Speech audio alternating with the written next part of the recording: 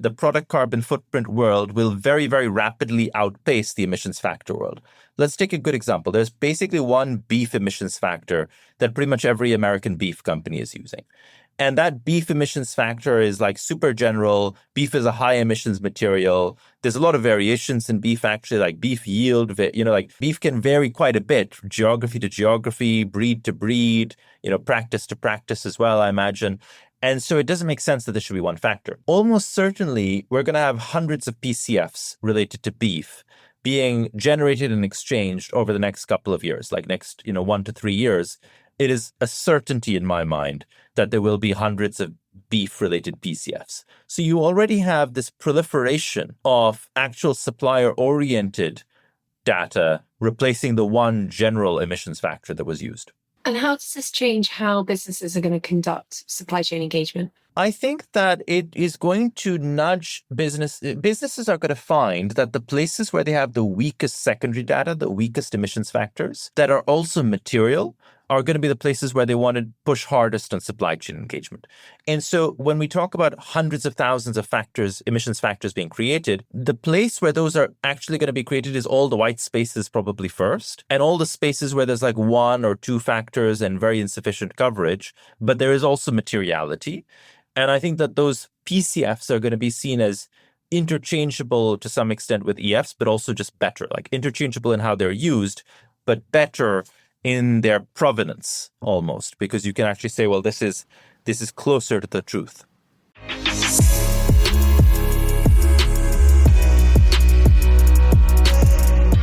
I'm Isabel Wild. Welcome to the State of Sustainability podcast, a show for professionals transforming corporate sustainability strategies, brought to you by Altruistic.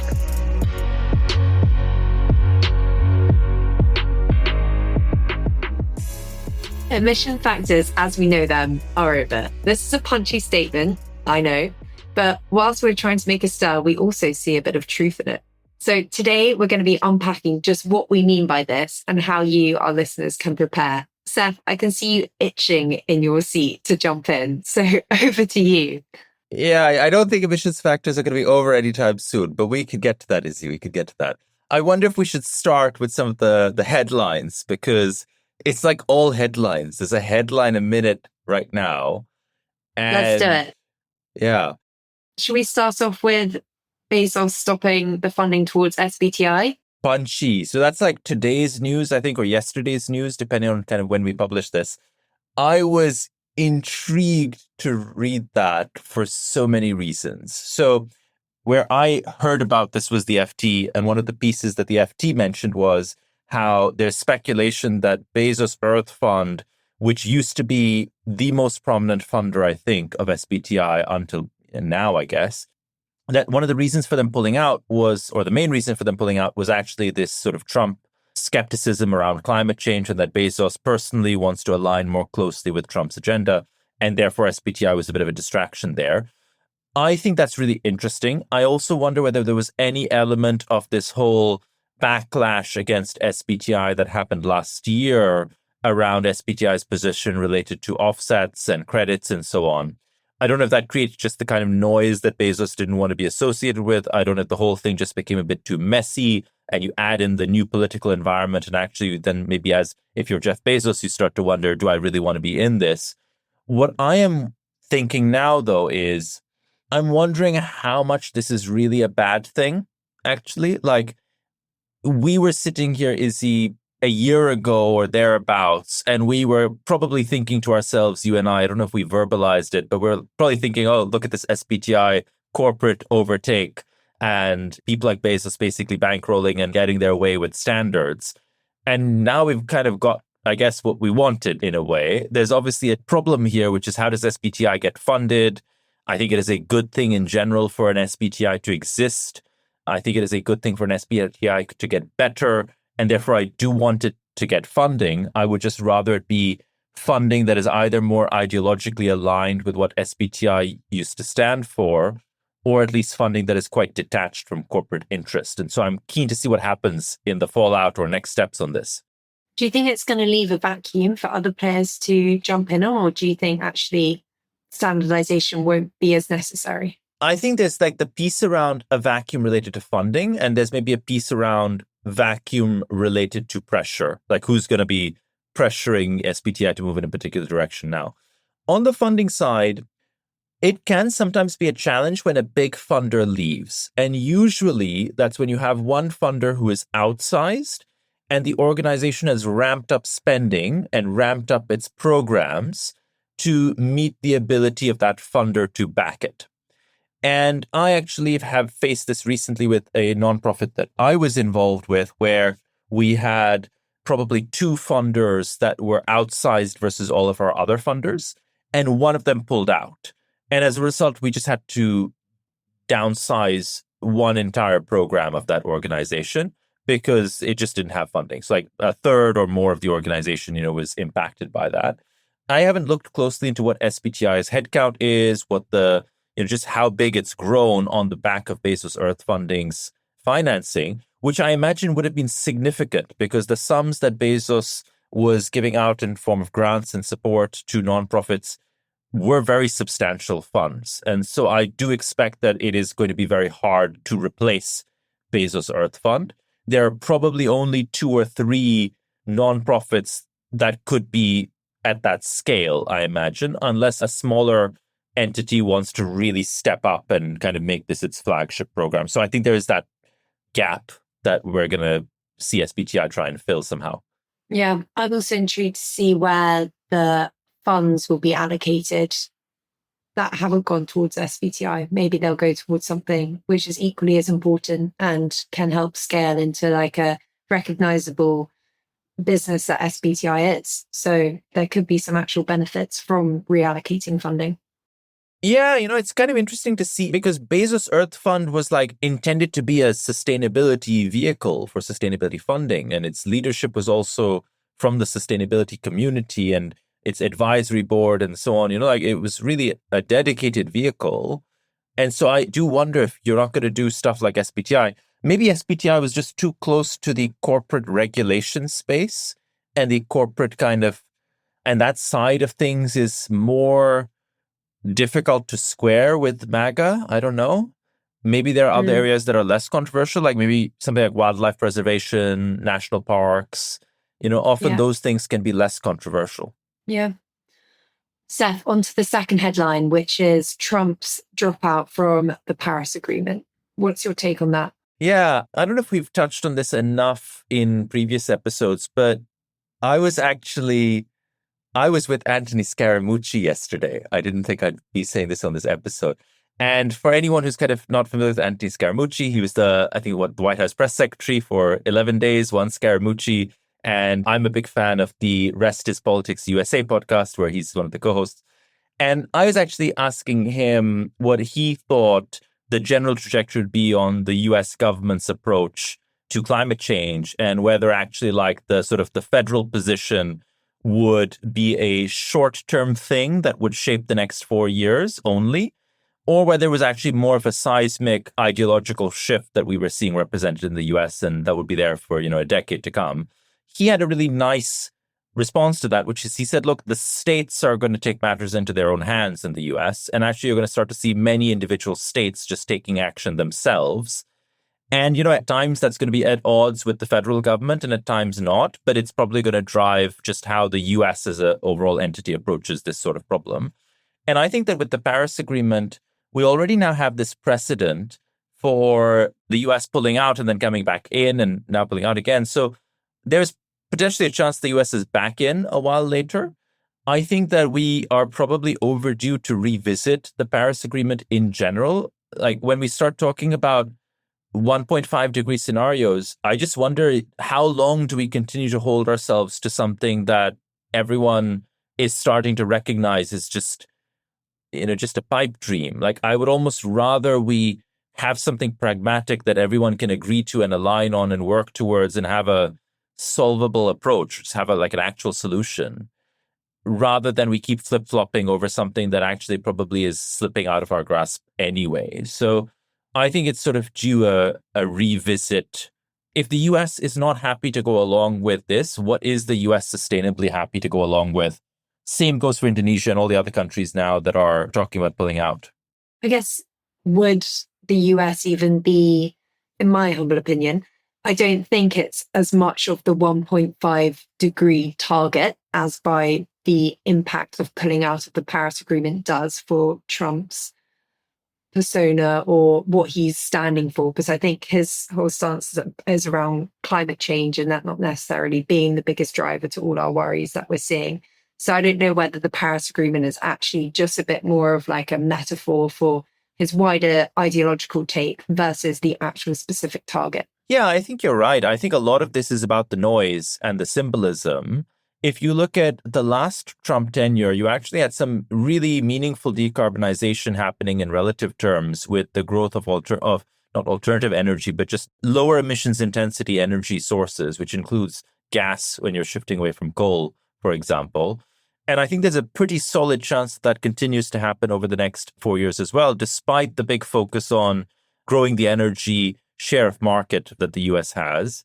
So I kind of think we're going to see what happens over the next 4 years. I don't think the impact of them pulling out of Paris is going to be as substantial relatively as the impact that this administration in the US is having on other areas of policy. Like if I look at USAID, for example, just to give a left field example, USAID has been a mainstay of the development aid institution globally or industry or economy globally for decades now, and has been one of the largest funders of many development projects around the world.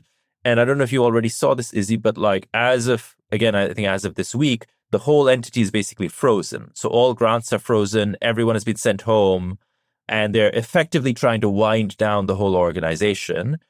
That kind of stuff, I think, is almost, again, relatively speaking, just much more radical, because whether the US kind of meets Paris Agreement goals or not is in some ways so distributed across so many different actors in the US, private and public, whereas you have all these massive steps that this government is taking pretty rapidly to stuff that is relatively quite clearly in their control. Right, let's move back across the pond to the EU. And the EU is about to drastically simplify the sustainability reporting landscape with the EU Omnibus regulation. Seth, can you give us a taster of what that is? So Omnibus is basically, there has been a push that is not new, actually. There's been a sort of a movement within the European community to tone down, refine CSRD requirements. And this is not something that's happened just in the last couple of months or even couple of years. We've been hearing about this well before CSRD was approved, where there was just so much back and forth and so much talk of the onerous nature, let's say, of the CSRD requirements and how this should be limited and made easier and so on and so forth. The movement has been particularly strong from Germany and from a few other actors in the EU as well. Where we now are landing is that in the current environment where you have massive trade tension potentially between the US and Europe, there's a big incentive to actually now change the sort of CSRD requirements, narrow the scope, simplify the reporting, and so on. So if I kind of reflect on what the big changes are, we're looking at a 25% reduction in reporting requirements for larger companies, and we're looking at a 35% reduction for smaller ones. So a lot of smaller suppliers to large companies are just getting carved out of some reporting requirements. Mid-cap companies, which have 250 to 1,500 employees, are going to have a lot lighter obligations. Some disclosures are going to become optional. And there's also the potential that's been introduced for some deadline extensions of 1 to 2 years. And then the big thing is probably also just merging CSRD, CSDDD, and EU taxonomy into a single framework. I think that some of this is net positive. I'm going to start with the positives. I think some of this is net positive, which is I actually think it is very helpful to merge CSRD, CSDDD, and EU taxonomy. I think there was a lot of confusion and just overlaps. And frankly, I think we can all agree that in general, more streamlined regulation, more streamlined, simpler reporting requirements are better as long as we don't compromise pace of change and momentum and so on. I think it is in everyone's interest for this to just be easier for business. When it comes to excluding these smaller or mid-cap companies that are 250 to 1,500 employees, I don't think that the inclusion of these companies or exclusion is going to move the needle a huge amount. And I say that for two reasons. One is often these companies are not very impactful anyway. Often they might even be like service businesses, just not very emissions heavy. The ones that are higher emissions intensity, I actually think will end up being captured anyway, either by virtue of voluntary disclosures by their investors, their customers, or by required disclosures and the momentum that that creates from their investors and their customers and so on. So I think we'll end up seeing some of those companies indirectly captured anyway, and other companies not that impactful.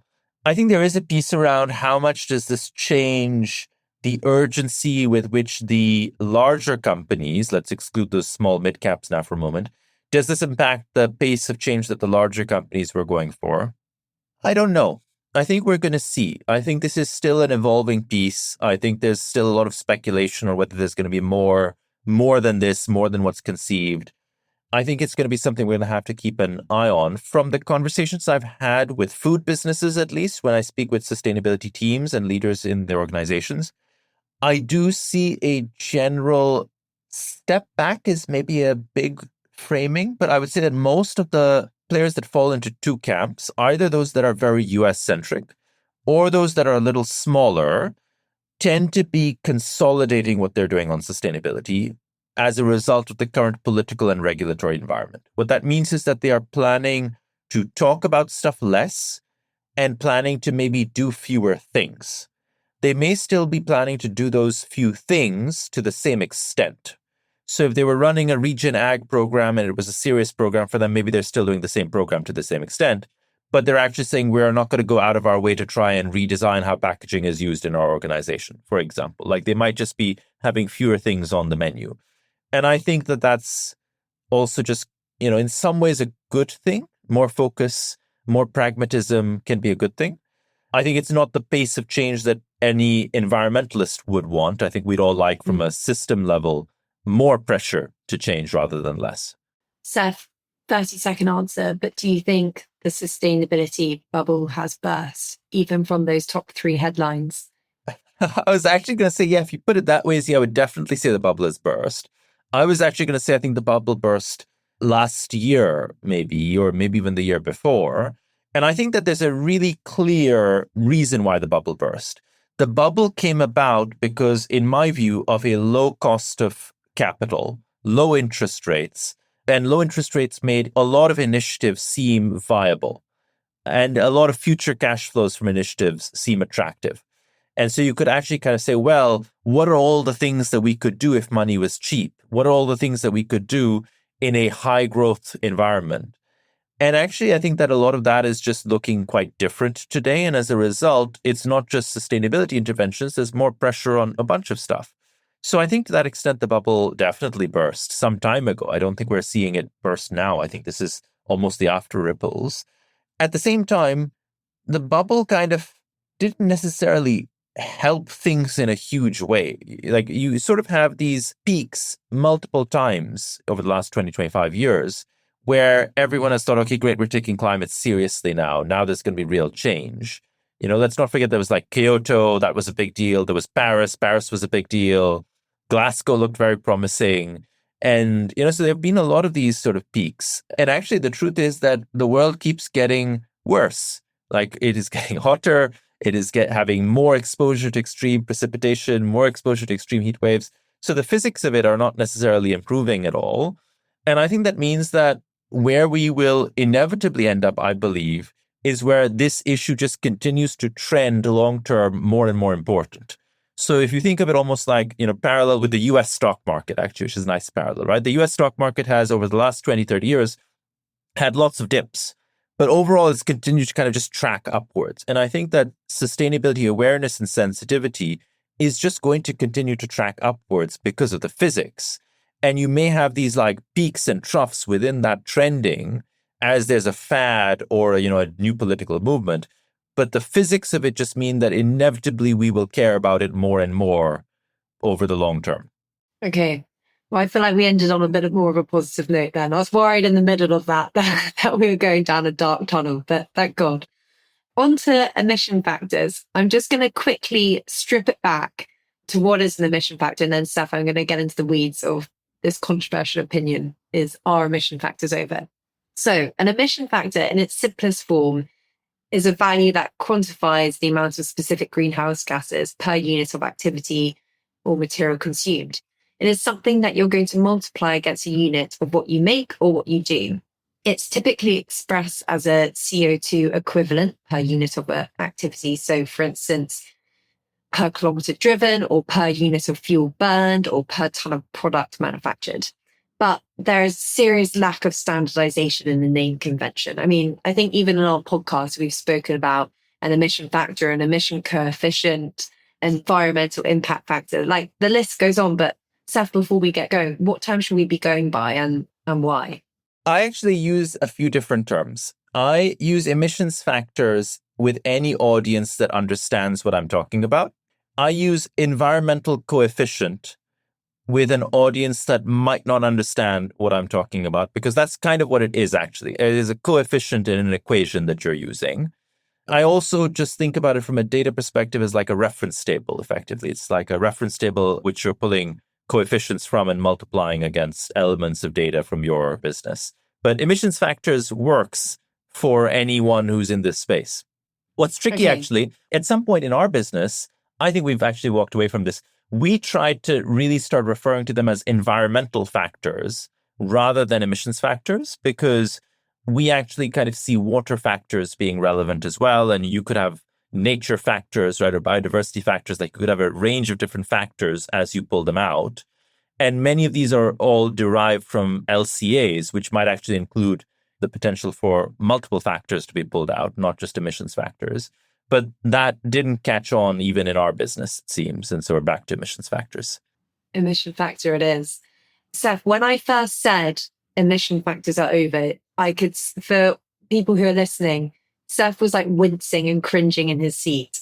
So I want to get your opinion on like how businesses are currently using emission factors, and actually how is this set to change? Oh, this might take more time than we have. But if we put it simply, most businesses that have been new to measuring emissions will probably have outsourced this problem, let's say, to a consultant or otherwise. And the emissions factors that were used in their calculation would probably have been fairly few. By fairly few, I mean maybe several thousand factors would have been in the database that was leveraged. And of those several thousand factors, it could well be the case that only a few hundred factors were actually applied. If you think of what that means from an emissions calculation perspective, let's say that I am first time doing this. I'm a small or mid-sized business. I have basically an Excel spreadsheet, or I have a tab in a spreadsheet, and that tab has 100 line items. And those 100 line items are a high-level categorization of everything that I've done in my business. So I have a category for tomatoes. I have a category for potatoes. I have a category for all the other macro-level ingredients of soup, which is maybe what I'm producing, right? I have tomatoes and potatoes in this soup and leeks and all the other things that go into a good soup. And so I have maybe 10, 20 ingredients, and it doesn't matter how many batches I'm buying these in, how many places I'm buying them in. I just have 20 line items. And the other 80 line items are all the other things that I'm buying or using or doing, etc. And against those 100, I need to find emissions factors to use. And maybe I have 100 emissions factors that I match against my 100 line items. That's your carbon calculation, basically, at its essence. And you now say, well, there's also an element around what is the logic that governs the matching, so I know which emissions factor I'm matching, and what is the logic that governs the calculation, because actually maybe there's some nuances there. And as this has gotten more complex, what's happened is that people have wanted more accuracy and more precision and more flexibility and more analytical power behind this. And they start saying, well, 100 line items is actually not sufficient. I have 1 million transactions going on in my business. I have 1,000 different activities. I have 10,000 people doing stuff. This is not 100 line items. This is more like 100,000 line items or 1 million line items, actually. And I'm not going to need 100 emissions factors. I'm going to need 10,000 emissions factors, because now for those tomatoes, I need 20 different factors for 20 different places I'm buying tomatoes, and 10 different varieties as well. So that's 200 tomato factors alone, for instance. And that then drives you towards this interesting complexity in what databases you might be using. And so like at Altruistic, we have somewhere between 25 and 30 different databases, I think, that we license and we kind of pull together and we aggregate. And then we've built our own data sets on top because we found a lot of white spaces. And so we have a couple of 100,000 emissions factors in the full database that you can leverage and that can be matched to activity data using a custom logic or a customizable logic. Sorry, that's the 3-4 minute version, something like that, or 2-minute version of emissions factors. If truth be told, I got a bit lost in the potato tomato soup at one point there, but I'm glad I got there in the end. So how are these emission factors? So when people are looking for greater accuracy, greater volume, greater quantity of emission factors, how is this going to change how people use them and actually procure them? So we could obviously have multiple episodes on emissions factors, but I think the interesting thing that I want to talk about right now, at least, is where does IP sit in emissions factor land and where is value in emissions factor land? And I think that there are these two schools of thought. One is that the value is in the factor itself. And you could have a proprietary factor. And right now you have proprietary factors. You have like eco-invent emission factors, or you have World Food LCA database emissions factors, or, there are different companies building their own factors as well, much like we've built some of our own factors. And so we could, let's say have an altruistic branded, the factors that we've created could be altruistic branded, and we have 10, 12,000 altruistic own brand, altruistic's finest emissions factor, for instance. And you could then say, well, the IP is the factor and the branding behind the factor, and that you trust the brand behind the factor, and that this factor is credible. And if you're in the tomato business, you want to have the company that has the best emissions factors for tomatoes, and altruistic's finest is the brand for you, on the emissions factor side. And I think the other school of thought is actually the brand is not going to be in that because you can't police that. Actually, if those factors get shared around, let's say that your ChatGPT now has access to these factors and is happily sharing them willy-nilly with anyone asking, what is the emissions footprint of a tomato in Spain? Potentially, actually, there's no value in the emissions factor, which is just a number, hard to police the IP, potentially quite fungible, actually. It's a scientific output, which means that it's hard for me to really say that the emissions of something is 1.67 and I have patented that, or I've copyrighted that, or that 1.67, no one else can claim it to be. You have to claim that it's 1.68 or 1.66. You can't stake your claim on 1.67. So I think there's an inherent challenge in IP around the emissions factor. The next place is actually, it's the framework, it's the methodology, it's the process by which you generate the emissions factor where the IP sits. And actually, anyone should be able to use that framework, or with the proper, whatever it is, like licensing fee or approach or whatever. Like some people have tried to patent the framework, but the logic is then that the framework or the methodology is what is proprietary. And actually, anyone should be able to use this to spin up lots of factors. And then, the factor is what the factor is. I think that's a little more plausible, but at the same time, I think that we're moving towards a world where actually everyone recognizes that it is in everyone's interest for methodologies to be open source and transparent. Sustainability reporting and regulation orients towards disclosure. It orients towards making clear what is happening and how it's happening by its very nature. And I think an essential part of that is to say this is the methodology that was used to derive these numbers. So I think the direction of travel is actually that you can't really patent those things. There is really no IP, which means if the methodology to get the number is free for all open source, actually emissions factors, I think, very quickly become a commodity. And so I think that this world that we're in right now, where I know a lot of databases are trying to charge for factors and charge higher and higher license fees to extract value, I actually think that it almost accelerates the movement towards commoditization of factors because it creates an incentive for all the other stakeholders to turbocharge efforts to open source methodologies, frameworks, and emissions factor creation. So I think we're going to end up with hundreds and hundreds of thousands of emissions factors on an open source framework or methodology. And that it kind of, in a way, destroys value for the emissions factor vendors. Altruistic's finest will almost certainly not be an emissions factor brand, but it creates a lot of commons value or a lot of value for everyone else. All I could think about was the M&S advert. This is not a normal emission factor. This is an altruistic, succulent, accurate emissions factor. But Seth, what about emissions factors that people are creating from their own supply chain and their own data? What will happen there? I think that we will need to have some level of comparability where we can say, well, this product carbon footprint that we've acquired is as good or better than the emissions factor that we were using that was general.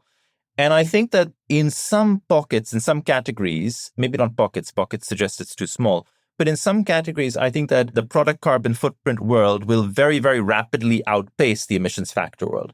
Let's take a good example. There's basically one beef emissions factor that pretty much every American beef company is using. And that beef emissions factor is like super general. Beef is a high emissions material. There's a lot of variations in beef, actually, like beef yield, like beef can vary quite a bit from geography to geography, breed to breed, practice to practice as well, I imagine. And so it doesn't make sense that there should be one factor. Almost certainly, we're going to have hundreds of PCFs related to beef being generated and exchanged over the next couple of years, like next 1 to 3 years.